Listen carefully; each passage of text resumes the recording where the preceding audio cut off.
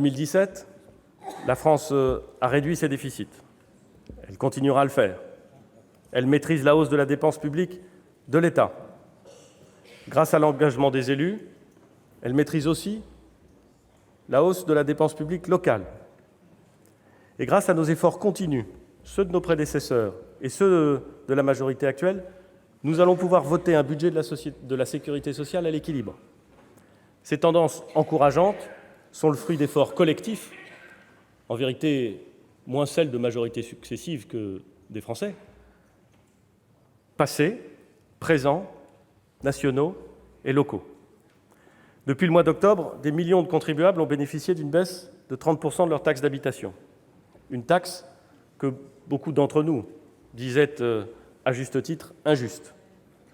Une taxe que beaucoup d'entre nous dénonçaient depuis des années et que nous allons supprimer par tranches successives en compensant, comme c'est bien naturel et comme c'est surtout bien constitutionnel, à l'euro près pour les collectivités, la charge.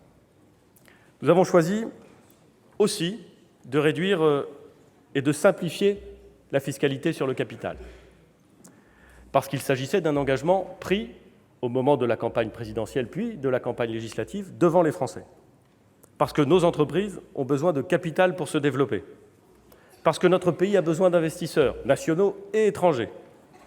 C'est un choix de stratégie économique totalement annoncé et totalement assumé. Ce choix, je l'ai dit hier, nous sommes prêts à l'évaluer. Nous n'avons pas peur de ce débat. Nous pensons qu'il est nécessaire. Et nous croyons même qu'il permettra de documenter, de démontrer le bien-fondé de ce choix. Enfin, cette lucidité nous conduit à poursuivre ce combat indispensable en faveur de solidarité bien réelle.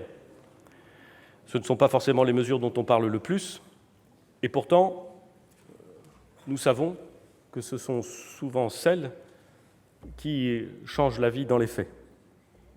La revalorisation de tous les minima sociaux, bien entendu. La mise en place du tiers payant pour le complément de mode de garde au 1er janvier 2019. L'offre de petit déjeuner dans les zones REP+. Les repas à 1 € dans les cantines des communes rurales qui ne disposaient pas ou ne pouvaient pas offrir ce service.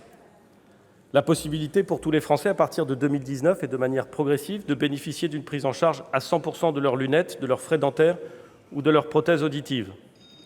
Ces dépenses, ce sont souvent des dépenses très lourdes. Elles ne pèseront plus sur le pouvoir d'achat. Là où la lucidité commande de faire différemment, la même lucidité commande de poursuivre les grandes transformations. Parce que toutes ces transformations apportent une réponse, parfois de court, parfois de moyen, parfois de long terme, aux préoccupations qui s'expriment.